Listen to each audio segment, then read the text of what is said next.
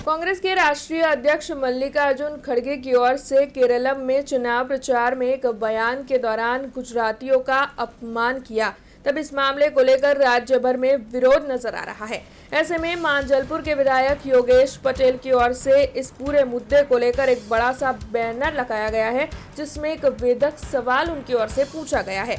गुजराती फिरोज गांधी के साथ इंदिरा गांधी की शादी को लेकर उनकी ओर से इस बैनर में सवाल उठाया गया है। तब आइए सुनते हैं इस मामले में मांजलपुर के विधायक योगेश पटेल की प्रतिक्रिया। તાજેતરમાં રાષ્ટ્રીય કોંગ્રેસના અધ્યક્ષ ખડગે સાહેબે ગુજરાતી પ્રજાને મૂર્ખ કહ્યા છે। આજે મેં એક હોર્ડિંગ લગાવ્યું છે કે ખડગે સાહેબ જવાબ આપે। શ્રી ફિરોઝ ગાંધી ગુજરાતી હતા,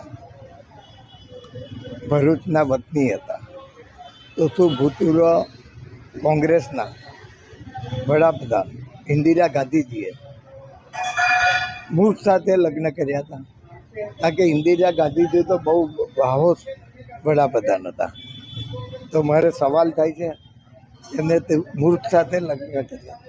हमसे जुड़े रहने के लिए हमारे YouTube चैनल को सब्सक्राइब करें और नई वीडियो की नोटिफिकेशन के लिए बेल आइकॉन को दबाएं।